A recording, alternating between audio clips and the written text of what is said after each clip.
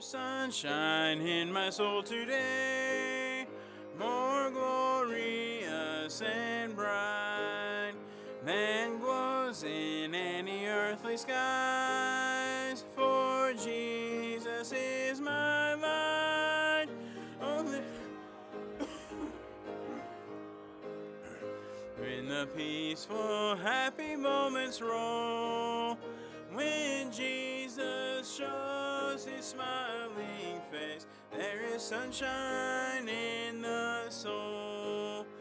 There is music in my soul today, a carol to the King, and Jesus listening can hear the songs I cannot sing.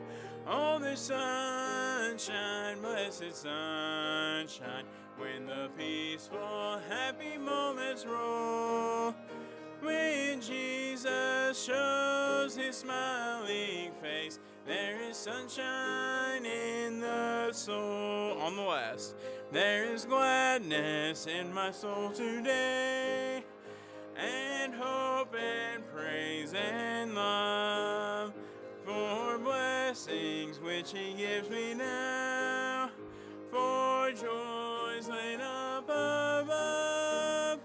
Oh, there's sunshine, blessed sunshine, when the peaceful, happy moments roll, when Jesus shows his smiling face, there is sunshine in the soul. Thank you. You may be seated.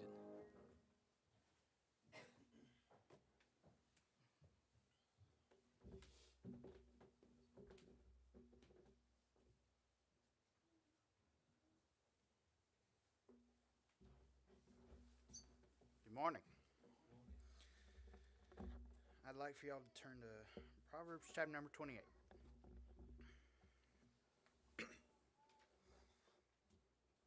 I'll make this short. I'm only going to read one verse. It's going to be verse number 1.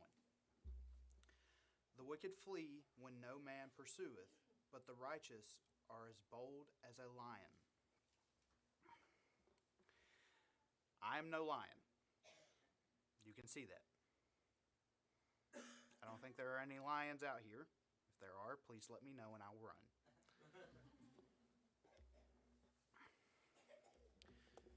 But being as bold as a lion, whenever I read that verse, I was thinking of David and Goliath. Was David a lion? He was bold as one. I don't think I could step out there looking up at a, how tall was he? 7 foot something? 8 foot?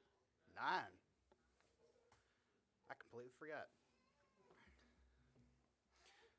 9 foot, bulky.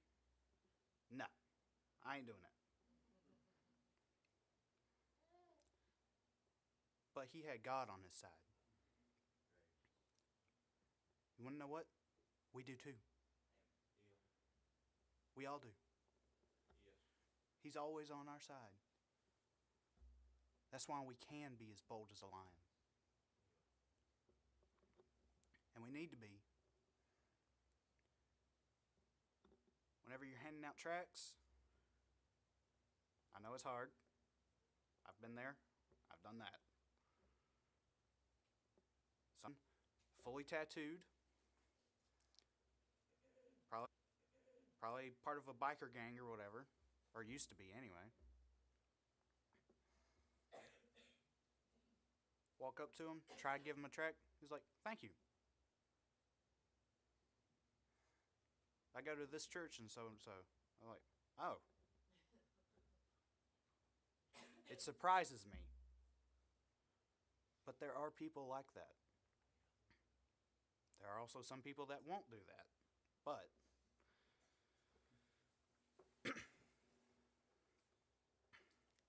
we need to be as bold as a lion whenever it comes to that. Don't need to shy away from doing something that the Lord's telling you to do. He's on your side. He always will be. That's all I have for this morning. Any birthdays or anniversaries? I know I got a few.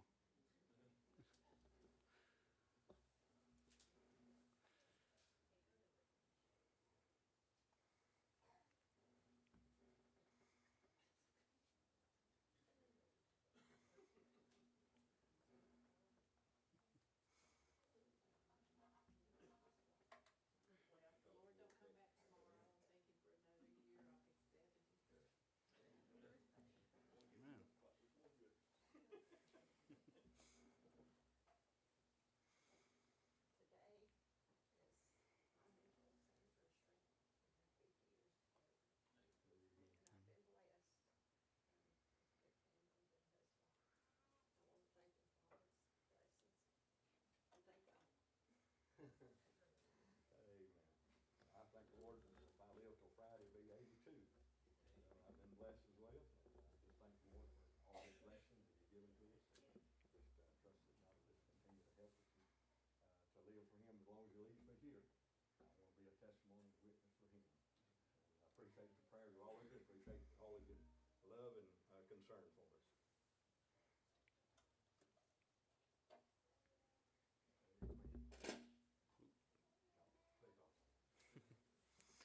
If that's all, I'll ask the pastor to dismiss Sunday school. Father, we thank you, Lord, for the privilege it is to be in the house of our God. And Lord, we thank you for the sunshine that you blessed us with, and God, for the privilege it is to be in the house of God, to sing songs, to praise you, to hear the word taught and hear the word of God preached, and God, just to be in the fellowship of the people of God. And God, we just ask thy will and way to be done. God, in the furtherance of the service, bless each teacher as they would stand before each class. God, that your blessing and spirit would be upon them. God, that you would give us ears to hear and heart to receive. And God, that you would grow us in your grace and in your knowledge. And Lord, we'll give you thanks and glory for it all. In Jesus' name we pray. Amen.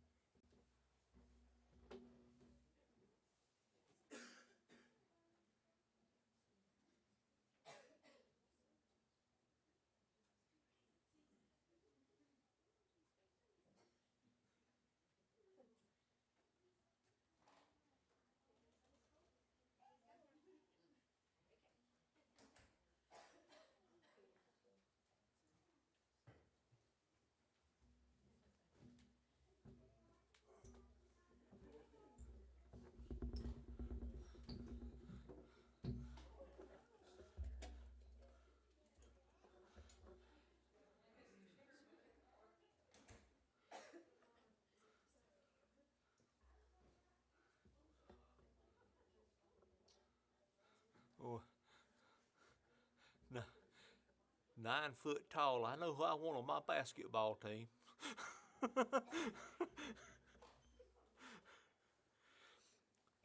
Like for y'all to turn to 1 Kings chapter 19. 1 Kings chapter 19.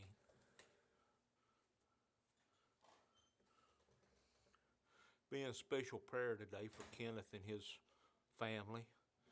His brother's not doing good.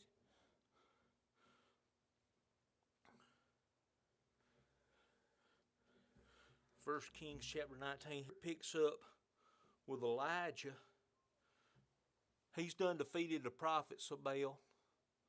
Fire out of heaven that didn't only consume the offering, the altar, but the water they poured on it. He's done prayed and stopped the rain for 3 years, and then prayed again and saw the cloud in the shape of a man's hand and said, let's get home, it's starting to rain. It's going to rain. This is a man that was in touch with God. He had faith. But here, just a couple of words, and old Jezebel's done got him all down, out, depressed, thinking, I'm the only one. Why don't I just go ahead and die? So we'll start in verse 1. And Ahab told Jezebel all that Elijah had done. and with all how he had slain the prophets with a sword. And Jezebel sent a messenger unto Elijah, saying, So let the gods do to me, and more also, if I make not thy life as the life of one of them by tomorrow about this time. Now she hears about all this stuff he's done, and all this stuff his God can do, and she's still bold enough to stand up and threaten him. The evil of this world can get a hold of somebody's mind so bad, they just don't have no common sense. Because if she had an ounce of common sense, don't mess with that man. See what he done to them. Next time fire comes down, it might be on top of my head. But here she is threatening him. And when he saw that, he arose and went for his life, and came into Beersheba, which belongeth to Judah, and left his servant there. So here he hears this, and he takes off running. He gets scared. Because I say, he's done prayed fire down out of heaven. He's done stopped the rain for 3 years. And all of a sudden, just a few words from this woman, and all of a sudden, he's scared. He's going to flee for his life. Hey, the same God that can protect him against the prophets of Baal can protect him against Jezebel. You know what? The same God that protects us too. But we all have times in our life where something gets us down. We get depressed. We get sad. Maybe it's the loss of a loved one. Maybe it's some bad news about some sickness or something. We all get down, why me? Why am I going through this? What's the use? What's the use in keeping on going after all these things? And now somebody's still going to threaten me. What good did it do? What good has all the work I've done, what good does it have done if the world's still out there against me? The world's always going to be against us. There ain't a day of time when the devil's not going to be sitting on somebody's shoulder trying something started with you or me.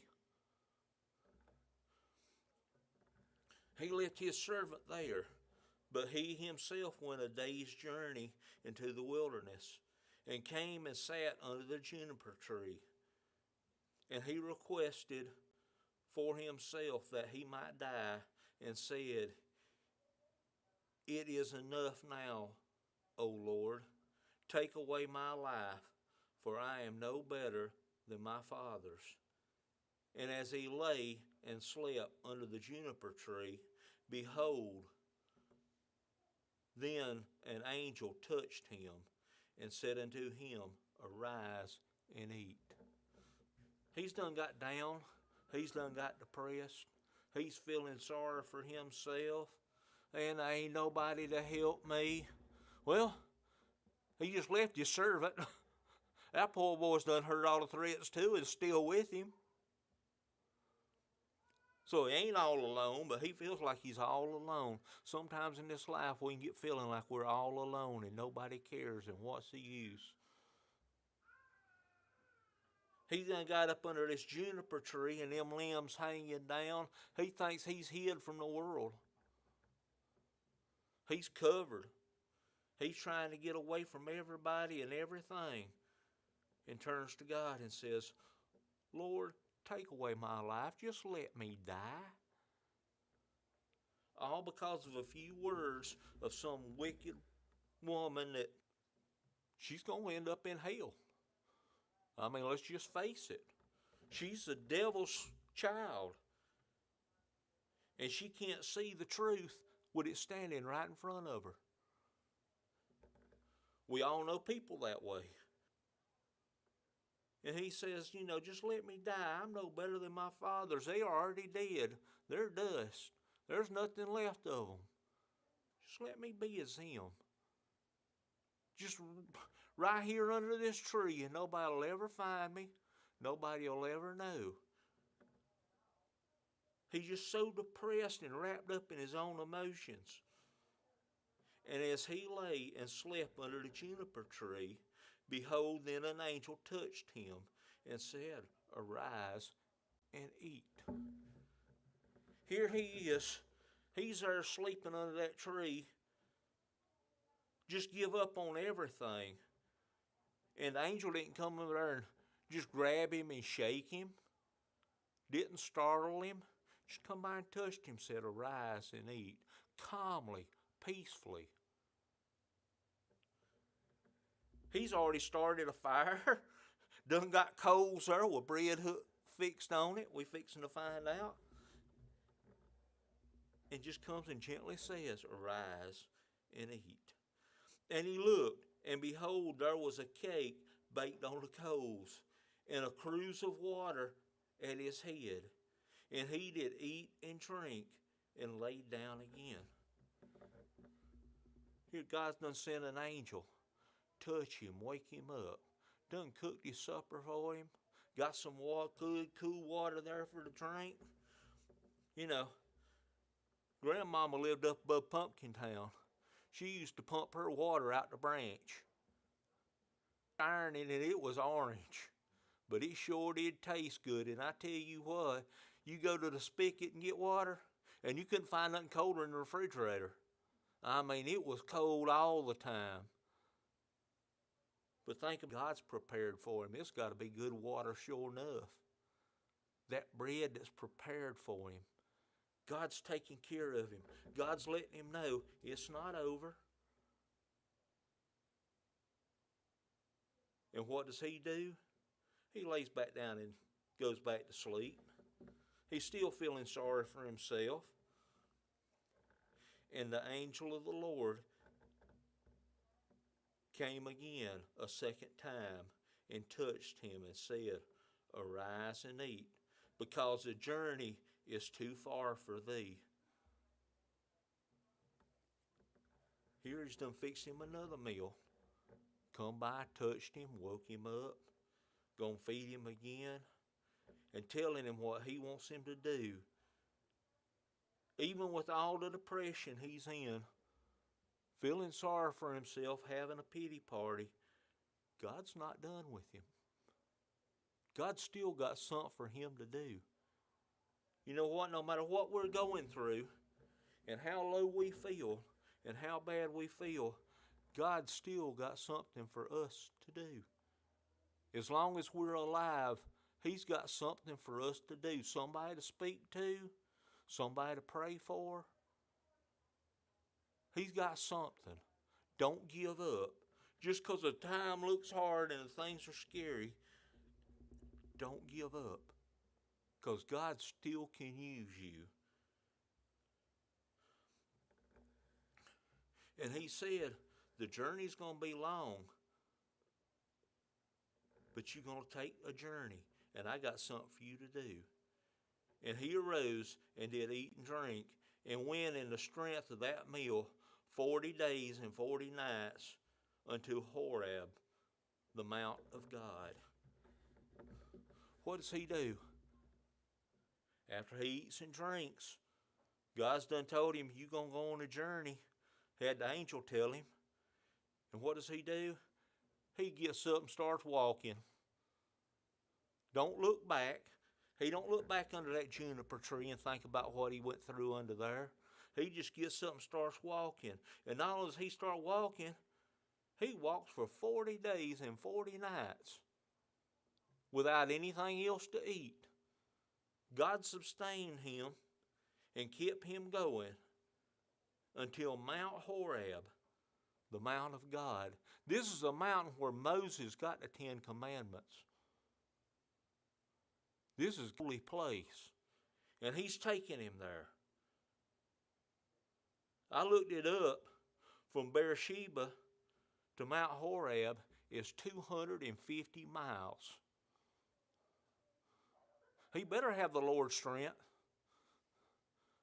Because I couldn't walk 250 miles. just to take off walking. I'd need some help. You better have some help from the Lord. I mean, think about it. It's only like 150 to Columbia. You talking about walking almost to the coast down there. That's a long walk, especially from an old feller. But he got up in the strength of that one meal. 250 miles, I'm probably going to have to take a rest break somewhere along there, get me something to eat, maybe take me a nap, but he just kept on walking day and night. Now, he didn't do it fast, because it took him 40 days to walk that distance, but I can't fault him there. And he came thither unto a cave and lodged there. And behold, the word of the Lord came to him and said unto him, What doest thou here, Elijah?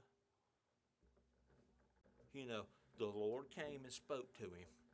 Finally, he's had the angel speak to him, but this time the Lord speaks to him. What doest thou here? He's wanting him to think. What am I doing? What is my purpose? What does God have me to do? Walking 40 days and 40 nights, he had a lot of thinking to do on the way. God was dealing with his heart and his mind the whole way. And all the way through it, God was with him, helping him, giving him energy. And he done all that thinking. And when he finally gets there, God says, What doest thou here? And he said, I have been very jealous for the Lord God of hosts. For the children of Israel have forsaken thy covenant, torn down thy altars, and slain thy prophets with the sword. And I, even I only, am left, and they seek my life to take it away. So here we come down to it, the whole reason for his depression. After all I've done, they still turn their back. They still don't want to hear. He feels like all the work he's done has been for nothing. It's all been taken away. What have I been trying for if it's all going to be ripped away? And he's got depressed because of it. And I, even I only, am left. He feels like there's nobody else. It's all on him. The weight of the whole world is on his shoulders. And he's just dragging along. And he said, Go forth and stand upon the mount before the Lord. And behold, the Lord passed by, and a great and a strong wind rent the mountains, and brake in pieces the rocks before the Lord. But the Lord was not in the wind. And after the wind, an earthquake. But the Lord was not in the earthquake. And after the earthquake, a fire. But the Lord was not in the fire. And after the fire, a still small voice. The Lord wasn't mad at him, wasn't angry with him. The wind come, the earthquake come, the fire come. Think about the wind so strong it tore rocks in two. He talking about a hurricane. All this time the Lord was with him, but the Lord spoke to him in a still small voice. When we get out and we get away from God and out of his will, he can bring us back and speak to us in a still small voice. God ain't up there wanting to slap us upside the head when we get out of line. Go ahead, boy, get out of line. I dare you. God ain't real quick to yank his belt off and start laying into us like Daddy might have been sometimes. Sometimes I think Daddy just come home with it ready because he knew he was going to need it. But God ain't that way. He spoke to him in a still, small voice. just calm, peaceful, loving, caring. Son, what's going on? You know, that's like the prodigal son when he came home. Daddy saw him coming afar off. He's been gone. He's dirty. He don't look the same. Coming home probably with his head down, moping over. But Daddy still saw him and recognized him from a ways off and come running to him. And what'd he do? He hugged him. Didn't care how much he smelled, how dirty he was. Didn't even care what he had been through. You're home. And just threw his arms around him. God's a loving Father. He's a caring Father. He's not out to thump us upside the head and say, boy, what did you do?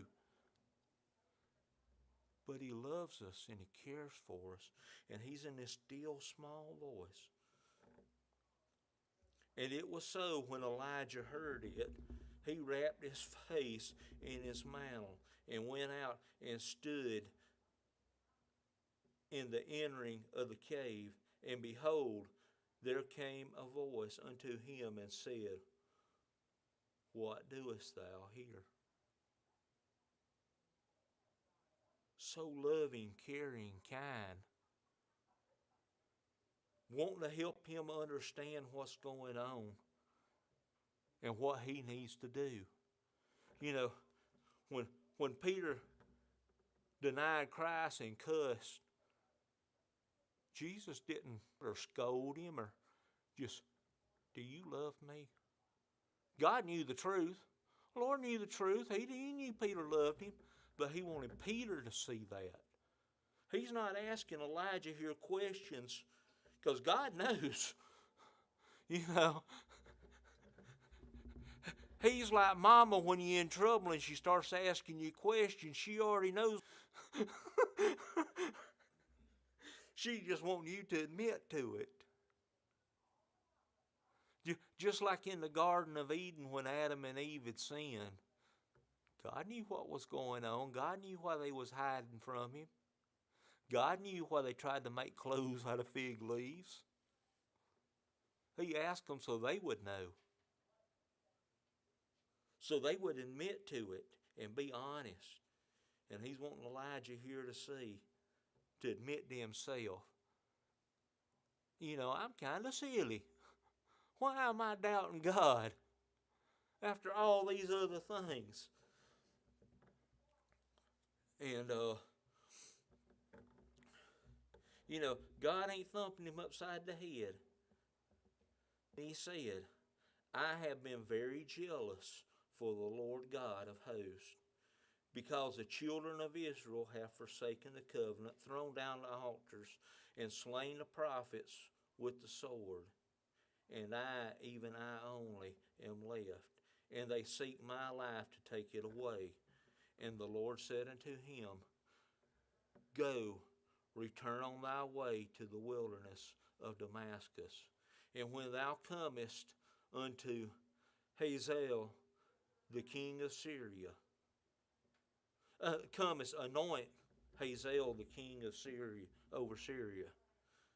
So God's still got something for him to do. That's fine. I know you feel bad. I know you worried. I know you scared. But I've still got something for you to do. I want you to go anoint Hazael to be king over Syria. And Jehu, the son of Nimshi, shall thou anoint and be king over Israel. You know, I know I'm killing these names. I'm sorry. I don't think they're going to get mad. They did. But here the Lord still got something for him to do, can still use him. And Elisha, the son of Shaphat, forget it, shalt thou anoint to be prophet in thy room. So here he's saying, now Elisha, I want you to anoint to be prophet. He's going to take your place. when it's your time to go, he's going to take over. He wants him to start preparing his replacement. You know, but in none of this time has he belittled Elijah, has he put him down. And it shall come to pass that him that escapeth the sword of Hazael shall Jehu slay, and him that escapeth the sword of Jehu shall Elisha slay. So God's saying, there's a day of reckoning coming. All these people that's turned their back on me, your work ain't for naught. They gonna pay the price. They gonna pay a punishment. And they gonna run from one, and he's gonna run to one for safety, and he's gonna kill them. So they gonna run to another for safety, and he's gonna kill them. And then they gonna run to the third, and they ain't gonna find no refuge. In the day of God's wrath, there ain't gonna be no refuge and no safe place to hide. The Lord's coming back. We're going up. And there's going to be 7 years on this earth where the wicked ain't going to have no place to hide. You know, in this day and time, it's easy to get down and think, why am I handing out tracts? Why are we coming to church? Why are we sending out missionaries? And every time you turn on the news, it's getting worse and worse. Look at what's happening in the world today. It's getting worse and worse. There's fewer and fewer of us. Why are we even trying? It's not going to do any good. God's got a day of coming. They're going to get their comeuppance. And they ain't going to have no place to hide. You know, Mom always told us 3 boys that ain't going to do you no good to run. You got to come home and go to bed sometime.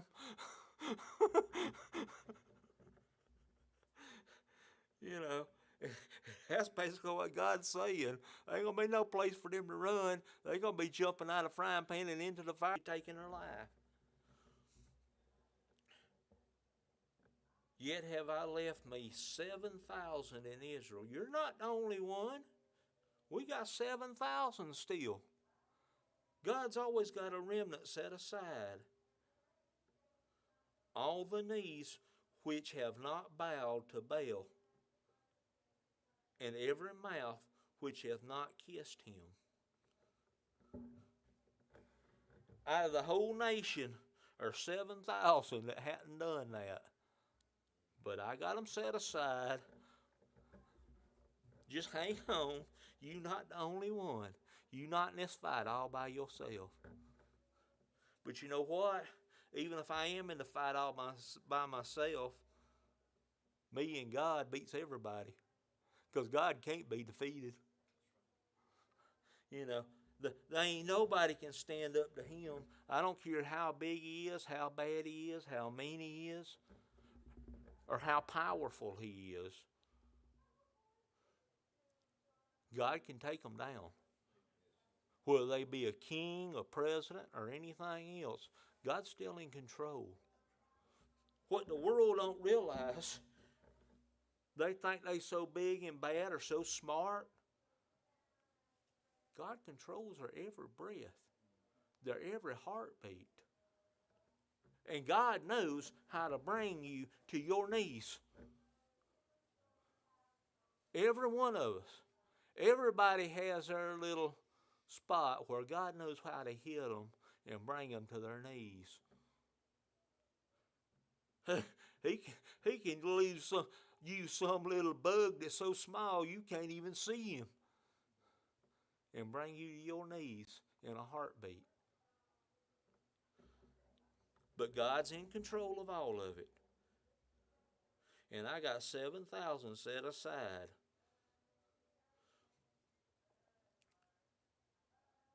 But no matter how bad we feel, how many times we stumble, how many times we fall, God can still use us. We look at this low point in Elijah's life, and we might think, well, why would God put that in the Bible? To show him at his lowest. to tell us that we can get through the same problems he got through. Even though he was a prophet, he wouldn't know better than the rest of us. And God could help him through it. He can help us through it. You know, that's why God put stuff like this in the Bible, to show us we're not the only ones. And remember, Elijah, even though he stumbled here, even though he got depressed, he got down, God's going to take him up in a fiery chariot and he's never going to see death. Think about it. God still got a use for him. And even though he had his downfalls and wasn't a perfect, God knows there ain't none of us going to be perfect. None of us. No matter how good we are or how bad good we might think we are, there ain't none of us perfect. We all have our moments of failure. But God, like I said before, God still had a use for him. And God took him, he never saw death. Think about that. He's one of the 2 men on the face of this earth that have never death. Hey, there's 8 billion people on this earth now, probably over that by now. Every one of us is going to see death. Think about the millions that have lived before us, the billions that have lived before us. Great men of God. But they all saw death except for 2. Moses saw death. All the apostles saw death. David saw death. But 2 men didn't. One just was not. And the other one was taken up in a fiery chariot. God still used him. Even though he had his moment. He come back and he still let God use him. And God blessed him. Blessed him greatly. We don't need to give up. Because even when we're down and feeling bad, God can still use us. Every one of us. We're never too old, never too sickly. Don't matter how bad we feel, God can still use us. Think about it. There's a job out there God has that needs to be done. And he's chosen me to do it. He's chosen you to do it. God knows us better than we know ourselves. We might have doubts and confusion and think, I can't do that. God knows we can. And he's already provided the way. We just have to trust him and follow him and do what he has. Don't get down. Don't get depressed. Because God's still in charge. And you read on and you find out this Jezebel, how she died. She paid. She got her comeuppance. And all these thousands of years, she's been in hell. And you know what? She's going to stay there. She should have listened to the man of God.